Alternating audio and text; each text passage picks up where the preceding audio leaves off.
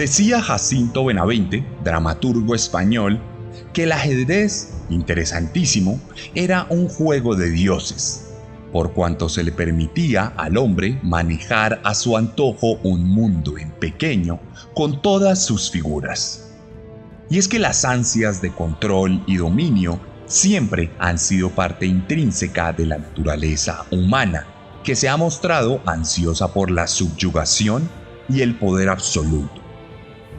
Tal vez esa sea una de las razones por las que el ajedrez fue inventado hace ya más de 2 milenios, como uno de los espacios de disputa intelectual más reconocidos en todas las culturas. Dado que no conocemos con precisión el origen de este juego, algunos se han atrevido a asegurar que fue inventado por los mismísimos dioses, pues su complejidad y perfección están por fuera del espectro de la humanidad. ¿Y acaso no sería poético que hayan sido los mismos dioses quienes regalaran al ser humano la oportunidad de emularse a través del juego? Decía Edward Gufeld, maestro de ajedrez ucraniano, que para él este juego era la vida misma, y cada partida era una nueva vida. Todo jugador de ajedrez, decía, suele vivir muchas vidas durante su vida. Pero ¿qué pasa cuando una frase como esta cobra un sentido siniestro en la encarnación de un psicópata? ¿Qué pasa cuando todas las cualidades requeridas para ser un buen ajedrecista son a su vez ventajas a la hora de ser un asesino en serie? Bienvenidos y bienvenidas a la 41ª entrega de la 3ª temporada de Serialmente, capítulo 116 de un podcast con contenido muy gráfico.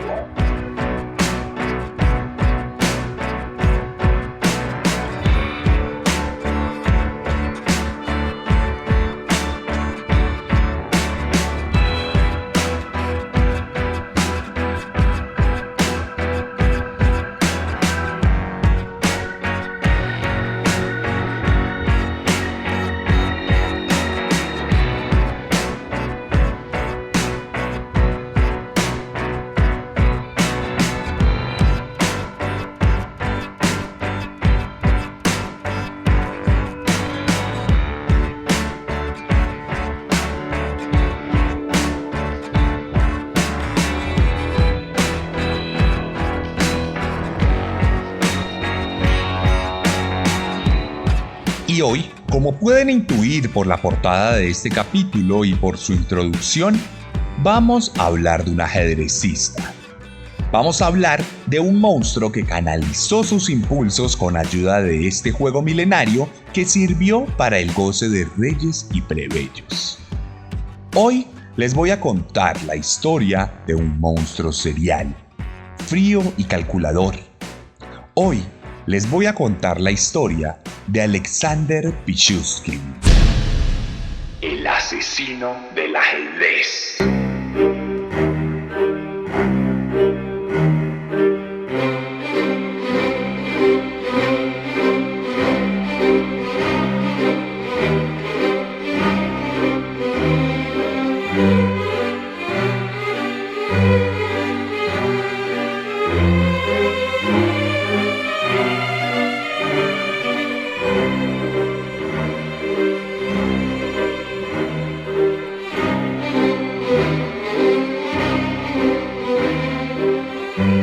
Esta historia comienza el 9 de abril de 1974 en Mytshchi, una pequeña ciudad de 200.000 habitantes a pocos kilómetros de Moscú, Rusia, allá donde nació Alexander Yurievich Pichushkin, en un hogar que aparentemente era funcional, hasta que a los 10 meses de llegar a este mundo, su padre abandonó la casa dejando a una madre solitaria con 2 hijos que crecieron sin percibir este abandono. Esto gracias a que los abuelos supieron suplir el vacío del padre, consolidando un hogar relativamente estable y un entorno seguro para los niños.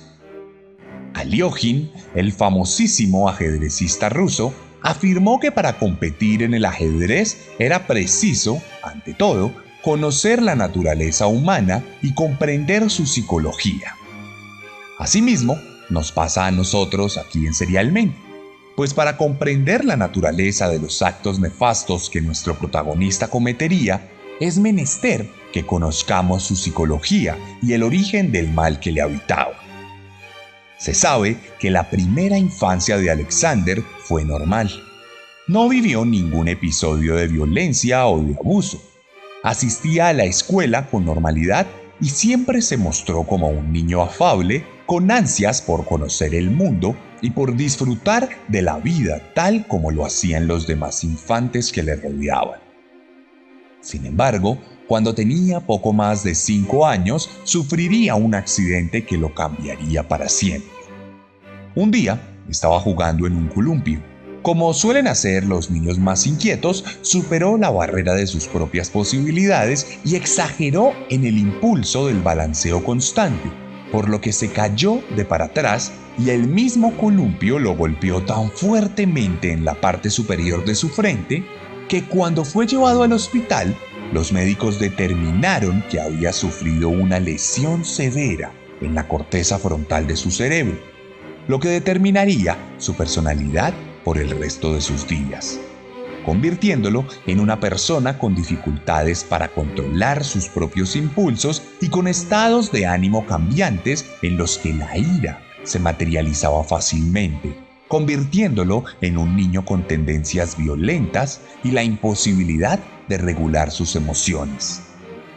Esto, además, vino acompañado de algunas dificultades con el lenguaje, pues el niño pronunciaba mal algunas palabras y a la hora de escribir confundía algunas letras. Este momento de su vida coincidiría con la mudanza de la familia entera a Moscú, a la calle Kersonskaya, donde los abuelos, madres e hijos vivirían durante décadas de forma estable y cotidiana. No obstante, ante los trastornos del lenguaje del pequeño, la madre de Alexander decidió inscribirlo en una escuela de aprendizajes especiales, muy a pesar de que el niño, en realidad, mostraba una inteligencia superflua para la época.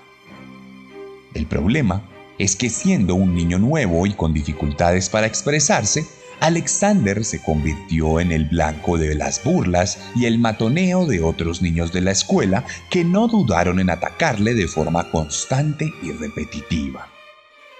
Esto, por supuesto, y como es natural, despertaría en Pichushkin un gran resentimiento que de forma muy lenta y progresiva comenzaría a gestar dentro de su corazón un odio por la humanidad generalizado y un desprecio psicópata por todo aquel que le rodeara. Este odio, en todo caso, sería apenas un cúmulo de fantasías y de deseos reprimidos que tardarían muchos años en salir a la luz. Entonces, fue allí cuando conocería otra cosa que lo marcaría para siempre: el ajedrez.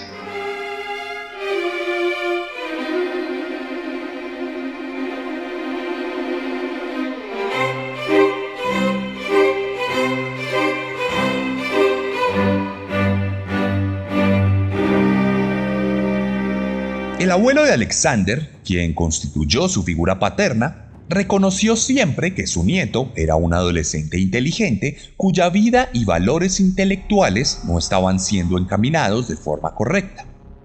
Por esto, le presentó aquel juego milenario y le enseñó a esgrimir estrategias y a dominar el tablero con los movimientos de las piezas que le brindaban la posibilidad de liderar y controlar algo.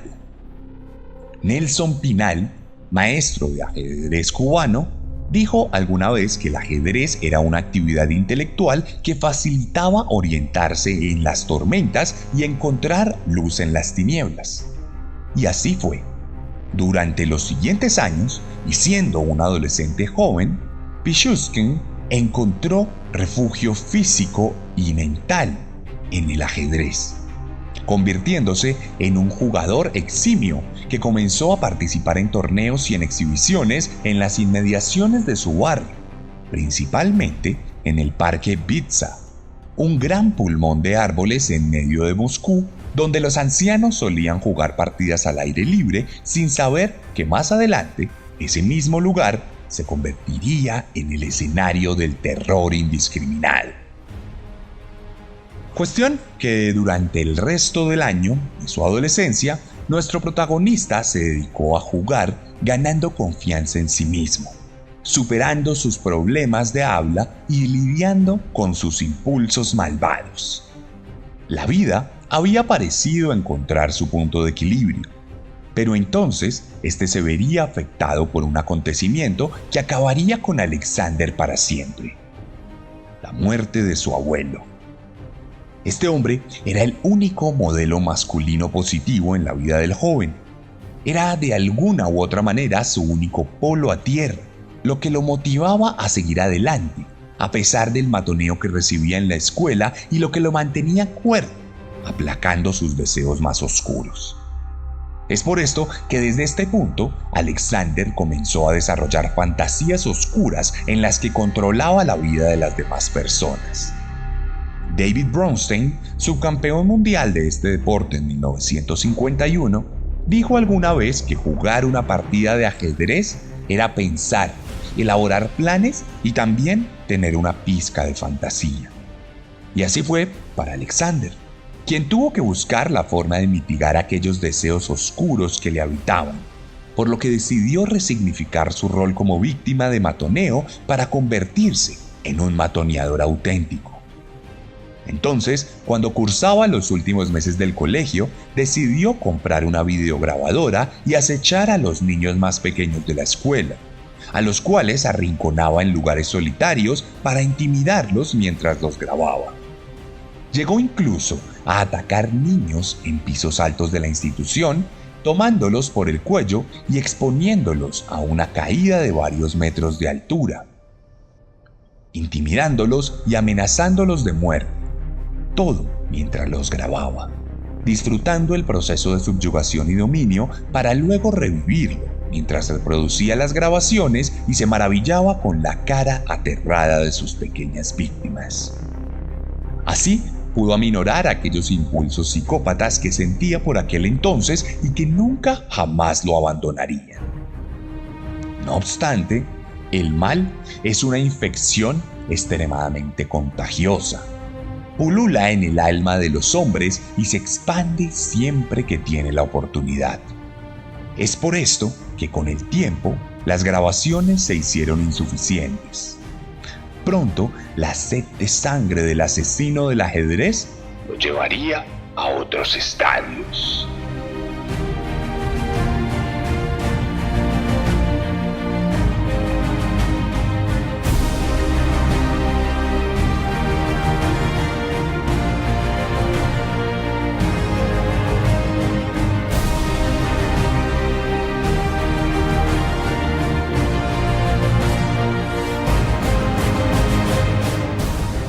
Siendo 1992, con 18 años y faltándole menos de un semestre para terminar la escuela de forma definitiva, Alexander se maravilló con las noticias que mostraban los televisores, las radios y los periódicos.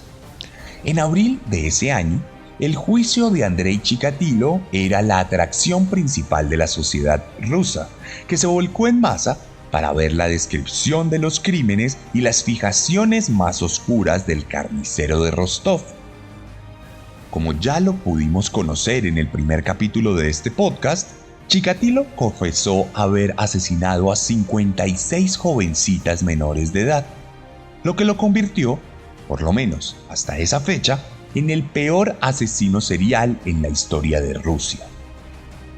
Desde entonces, este título lóbrego e infame se convirtió en una obsesión para Alexander, quien admiraba la obra de Chikatilo al tiempo que lo comenzó a entender como un rival a superar.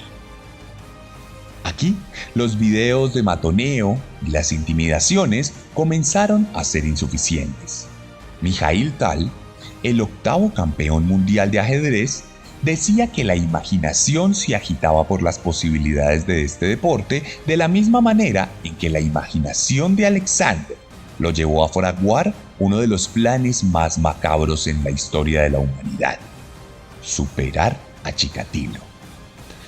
Se convertiría en el peor asesino serial en la historia de la madre patria, y su firma sería que llegaría a un total de 64 asesinatos, el mismo número de casillas que tiene un tablero de ajedrez.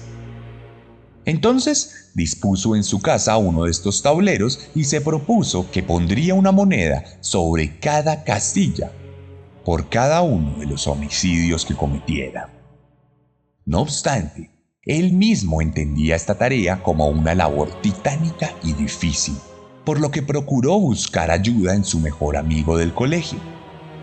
Ambos ya se habían graduado. Era julio de 1992, pero Alexander sentía tal confianza por el joven que estaba seguro de que éste compartía sus impulsos psicópatas y sus deseos de ver arder el mundo. Su amigo, Mikhail Odichuk, en más de una ocasión había manifestado que compartía algunas de las ideas aberrantes de nuestro protagonista. Pero una cosa es decir y otra cosa es hacer. El 27 de ese mismo mes, Alexander le citó en lo más profundo del Parque Bitsa, y entre los árboles y al lado del alcantarillado le contó de forma desmenuzada su plan asesino, invitándole a ser partícipe y cómplice de este, de manera que juntos se convirtieran en los peores homicidas rusos de la historia. Pero Mikhail se mostró horrorizado. Jamás imaginó que su amigo hubiera desarrollado más allá las fantasías que compartían. Las ideas inofensivas se materializarían como auténticos crímenes en sus manos, y entonces decidió no participar. Se negó rotundamente a la petición de Alexander y se molestó con el hecho de que éste tuviera estos planes tan macabros. Esto causó una frustración tremenda en nuestro protagonista. Había abierto su corazón, sintiéndose seguro en su honestidad por primera vez en su vida, todo para ser rechazado. La frustración invadió su vientre. La ira invadió su pecho y los impulsos no pudieron ser controlados por su cerebro defectuoso. Se abalanzó sobre su amigo, lo redujo como si fuera una bestia implacable y lo estranguló con sus propias manos hasta que extinguió la vida de su cuerpo. Cuando hubo terminado, se maravilló con la sensación de tomar una vida. Disfrutó de la escena por un momento y luego tiró el cuerpo al alcantarillado para volver a casa a cenar, como si nada hubiera ocurrido. Aquella noche, puso su primera moneda sobre el tablero de ajedrez.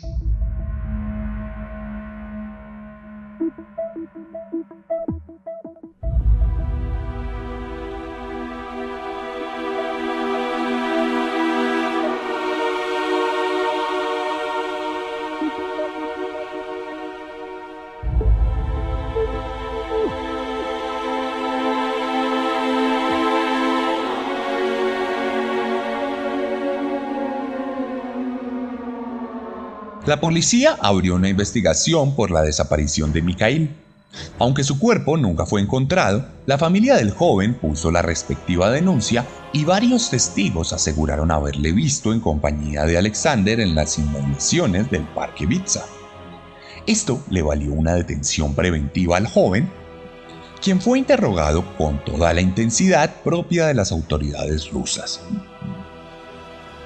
De cualquier manera, supo mantenerse estoico frente a las presiones. Aseguró que sí se había visto con el muchacho, pero que el Parque Bitsa era muy grande, que se habían despedido y que lo vio adentrarse entre los árboles eternos del lugar. Los policías, como es natural, desconfiaban del testimonio, pero como nunca se encontró el cuerpo del joven, no pudieron adelantar más investigaciones, lo que les llevó a liberar a Alexander y a archivar el caso, dejándolo en absoluta impunidad.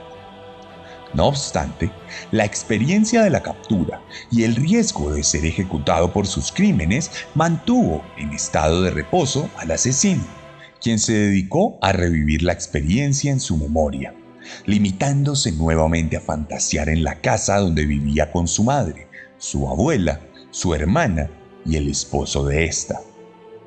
Así pasarían casi 10 años. Los 90 transcurrirían sin que el asesino se animara a robarse una nueva vida. En el proceso se volvió adicto al vodka, pues el aturdimiento que le brindaba este fuerte licor menguaba sus impulsos asesinos, por lo menos de forma parcial.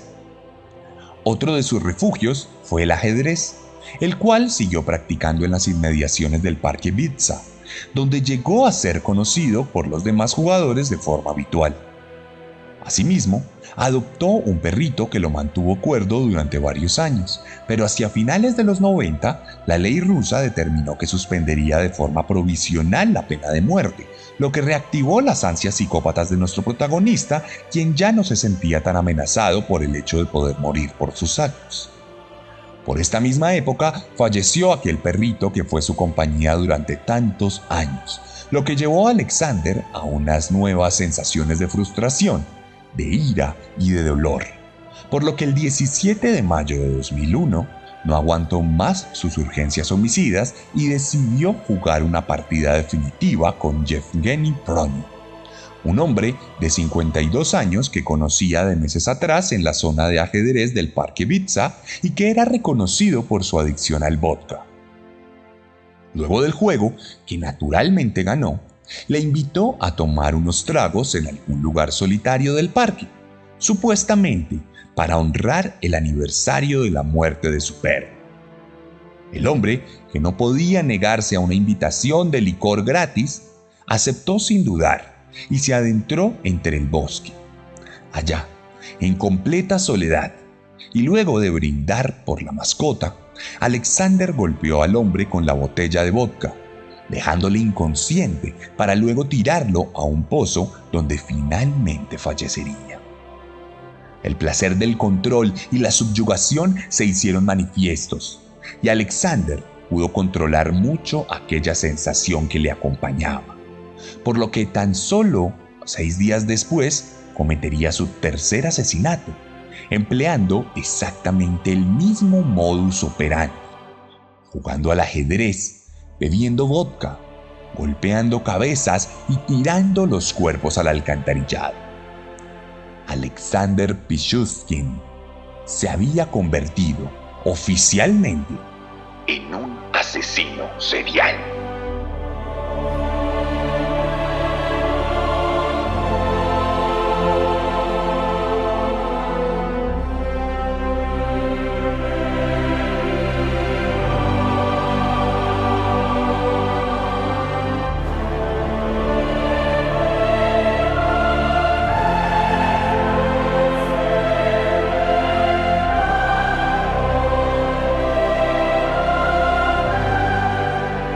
Durante el resto del 2001, Alexander asesinaría a otras 7 personas, llegando a 10 víctimas en su incipiente carrera criminal. Hasta ese momento, todas sus víctimas eran hombres, la gran mayoría de ellos de avanzada edad, y muchos con problemas de adicción. Algunos incluso vivían en la calle por cuenta de sus trastornos, por lo que las autoridades no prestaron mucha atención a los cadáveres que pululaban las inmediaciones del Parque Bitsa. Algunos de los cuerpos nunca fueron hallados, pero los que sí eran entendidos como muertes accidentales, pues cuando eran encontrados los golpes en la cabeza se creía que eran producto de la caída al alcantarillado como resultado de una fuerte borrachera cuyos vestigios se encontraban en las autopsias. A través del 2002, se estima que Pichushkin se cobró la vida de unas 14 personas. En ese año amplió su espectro y comenzó a asesinar también a mujeres. Aunque la mayoría de sus víctimas murieron en el Parque Bitsa, algunas fueron también asesinadas en otros lugares, llegando a modificar su modus operandi, arrojando por la ventana a algunas personas.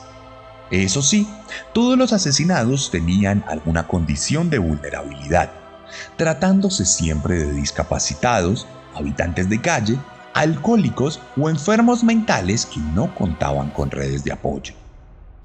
Esto, aunado a la variedad en los métodos de asesinato, protegió a Alexander de las pesquisas de las autoridades, quienes seguían mostrándose reticentes a tomar cada caso como un asesinato. Por esta razón, el impune asesino continuó su camino de muerte durante 2003, en el cual mató a 11 personas, algunas incluso conocidas de él mismo.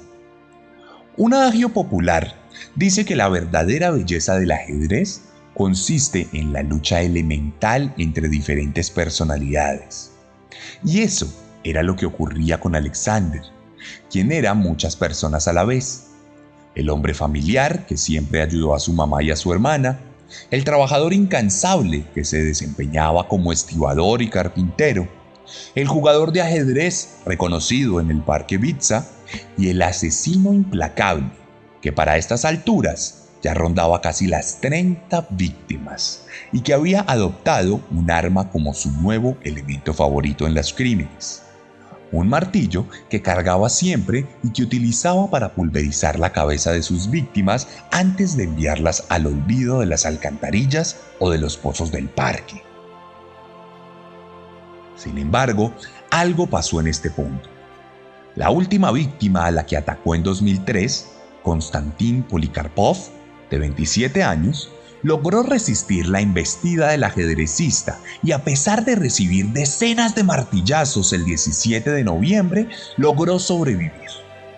Aunque por los golpes, perdió la memoria del ataque. Esto causó que Alexander se sintiera disuadido de cometer más crímenes por miedo a ser capturado, por lo que entró en un nuevo periodo de enfriamiento.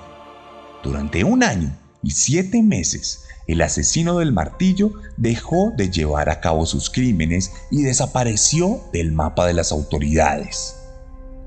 De cualquier manera, esta pausa no haría más que recrudecer su sed de sangre.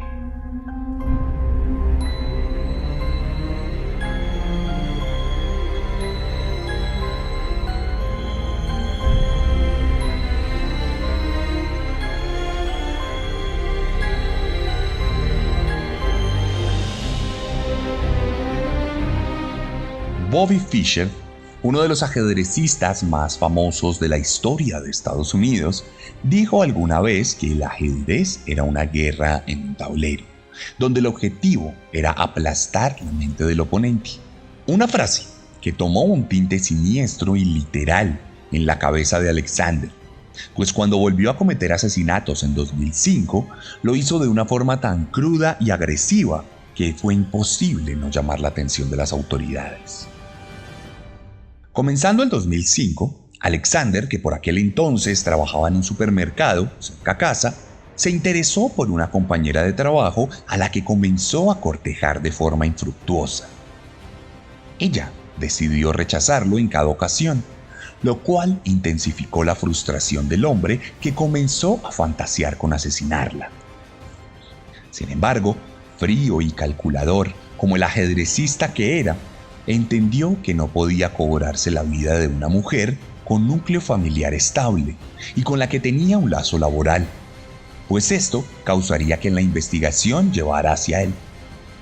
Entendió que debía seguir matando vagabundos, adictos y enfermos, pues su naturaleza vulnerable los hacía invisibles para las autoridades y podría seguir viviendo impunemente. No obstante, producto de la frustración del rechazo amoroso, decidió que no quería seguir escondiendo los cadáveres de sus víctimas. No quería seguir disfrazando su mano asesina, no quería el olvido y el anonimato. Necesitaba sentir que era alguien relevante, y la forma que encontró para hacerlo fue dejar a sus víctimas a la luz del sol, de la luna y de las autoridades. En ese momento, desde el 8 de junio hasta el 21 de septiembre, asesinó a 5 personas, las cuales fueron encontradas por la policía, que muy a pesar de tratarse de población vulnerable, comenzó a fijarse en la trazabilidad de los casos y abrió investigaciones formales. Pero no contento con esto, el asesino del ajedrez, que para entonces ya tenía su tablero casi lleno de monedas, decidió que quería dejar una firma, una marca más evidente de su presencia en cada homicidio. Por eso, en ese mismo 2005, cometió 5 asesinatos más, 1 en noviembre y 4 en diciembre. A todos los atacó de la misma forma. Los llevó a una zona solitaria del Parque Bitse. A algunos los emborrachó o drogó, a otros los atacó por la espalda, pero a todos los golpeó fuertemente con el mismo martillo hasta que cayeron muertos. Ya en el piso, siguió martillándoles la cabeza hasta abrir un hueco en su cráneo, en el cual insertó una botella de vodka, en todos los casos. Entrado 2006, cometería 4 asesinatos más, entre marzo y abril. A todos les abriría la cabeza para guardar una botella de vodka ahí, aunque cuando no tenía una a la mano, usaba un palo del bosque.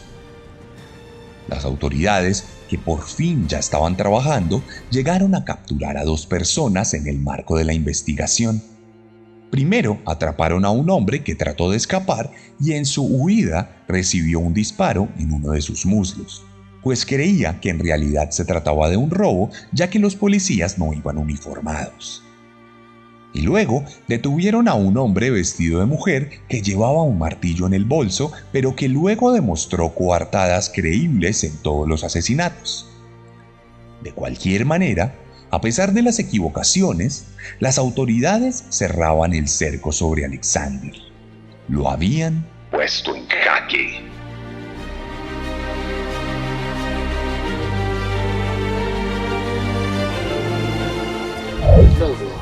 Ясно. А покажи, пожалуйста, на манекене, вот как ты наносил удары. Я вот так вот достал молоток, бежал и ударил. Он Заточенной частью? Ну, в смысле, заостренный? Тупой. Тупой, да? Тупой часть ударил. Он заорал сильно. Я бы ударил еще чуть сразу. Он завалился на постель.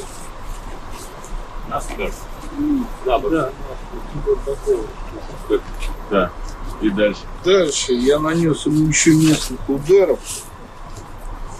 Удар по голове. Так. Разбит.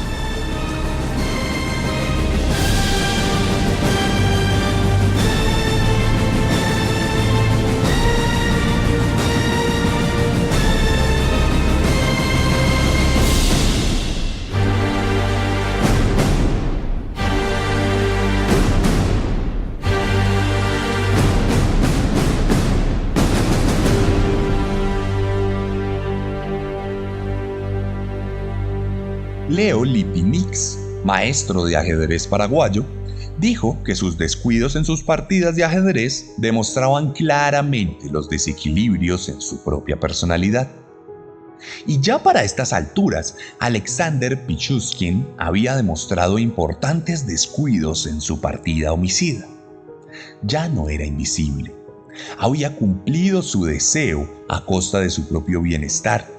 Y el 14 de junio de 2006 cometería su error definitivo, cuando invitó a caminar a Marina Moskaliova, una compañera de trabajo de 36 años, quien aceptó su invitación, no sin dudar del aura maligna del asesino, por lo que antes de salir de casa le dejó a su hijo una nota avisándole que estaría con Alexander, dejando todos los datos de este, algo que comunicó al asesino para asegurarse de que éste supiera que ella le había avisado. Pero la maldad y el descenso de Alexander ya se habían consumado. Nada de esto lo detuvo a la hora de continuar su plan de asesinato. Cuando esa misma tarde la mujer fue encontrada con el cráneo pulverizado y una botella de vodka dentro de su cerebro, la policía acudió a la casa de la víctima para encontrarse con la nota que había dejado a su hijo. Adicionalmente, en la escena del crimen encontraron un tiquete del metro de la ciudad, por lo que pudieron revisar las cámaras de seguridad para verla a ella caminando con su asesino. Entonces, rápidamente se dirigieron a la casa de Alexander para adelantar un interrogatorio. El policía les recibió con las puertas abiertas y sin ninguna resistencia, con tranquilidad fría y amabilidad inquietante, reconoció que había asesinado a Marina y que también había sido el responsable de otros 60 asesinatos, los cuales llevaba constatados cuidadosamente en un tablero de ajedrez cubierto de monedas en todas sus casillas, salvo 4 que permanecían vacías. La partida del asesino del ajedrez había terminado.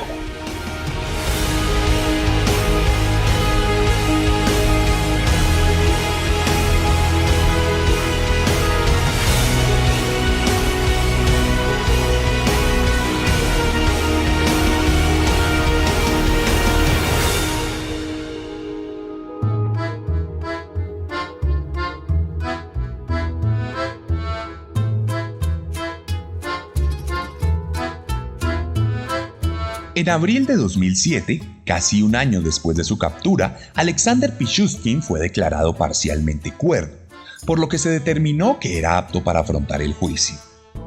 En junio del mismo año, y luego de que la policía recopilara todo el material probatorio, el asesino fue enjuiciado por 52 delitos de homicidio, de los 60 que él mismo aseguraba que había cometido. El proceso fue tan mediático como el de Chikatilo. Contó con la participación de las familias de las víctimas y con una gran celda de vidrio tras la cual se refugiaba el homicida. Se determinó entonces que la mayoría de las víctimas del ajedrecista eran hombres, que solo 4 eran mujeres, de las cuales una logró sobrevivir al ataque, y que todos los crímenes fueron cometidos con absoluta sevicia, premeditación y frialdad. En declaraciones, Pichushkin se reafirmó en que en realidad había matado a 60 personas y que, aunque su meta eran 64, la verdad es que una vez cumplido su objetivo, hubiera seguido matando. El asesino fue con las autoridades en varias ocasiones al Parque Vitze a explicar y revivir los crímenes que había cometido, actuando incluso con un martillo de mentiras sobre un maniquí dispuesto para la investigación. Sobre esto hay varios videos. Les voy a dejar uno en mi perfil de Instagram. Asimismo, durante el juicio, el asesino soltó frases infames como la siguiente.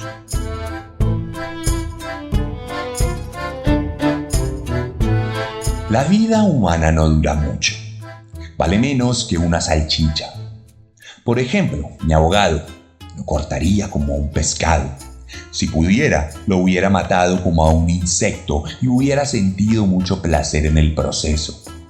Lo destazaría y haría cinturones con su piel. Por eso no recuerdo a ninguno de los que maté. No recuerdo las fechas o los lugares exactos. No me importan lo suficiente como para recordarlos.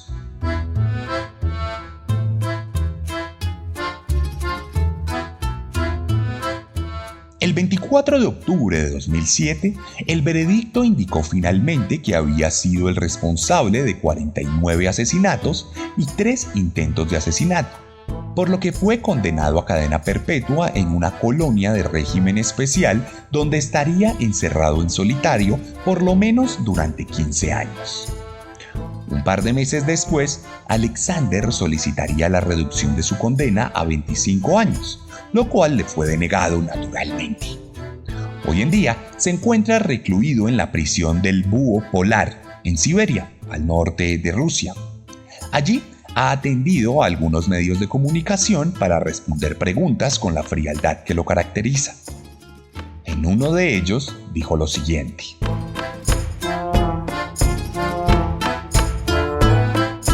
No me arrepiento de nada. Invertí mucho tiempo y esfuerzos en esto. ¿Arrepentirme? No me arrepiento. Eso es una formalidad estúpida. Arrepentirme no cambiaría mi sentencia. Desde que era joven soñé con todo eso. Todo ocurrió de la forma en que lo quise. Sabía que estaban tras de mí por 12 de los asesinatos, pero los sorprendí cuando confesé los 60. Vi un programa de televisión sobre mí. Allí, Denis, un compañero de clase, le decía al entrevistador que cuando se enteraron de mis crímenes estaban en shock. Otros han dicho que soy un caso extraño de un asesino que mata solo por matar. No hay motivación alguna, ni la raza, ni el sexo, ni la religión. Incluso alguien escribió sobre mí que yo no sabía que había cambiado la historia de la criminología en Rusia, que eso me haría quedar en la historia para siempre. Ahora lo sé.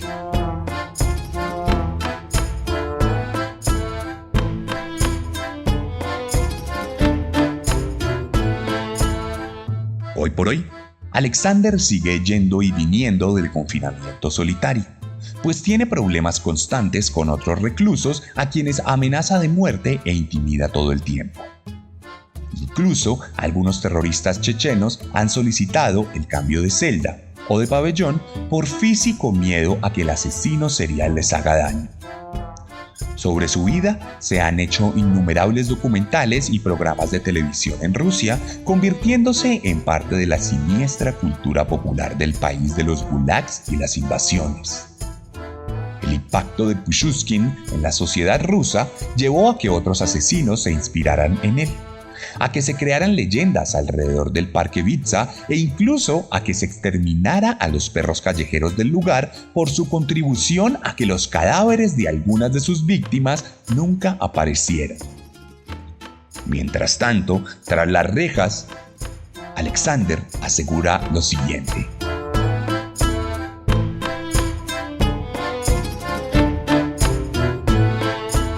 Si me liberaran ahora, lo primero que haría sería matar a un par de personas para aliviar el estrés, violar a una mujer y beber vodka. Y luego veremos qué pasa.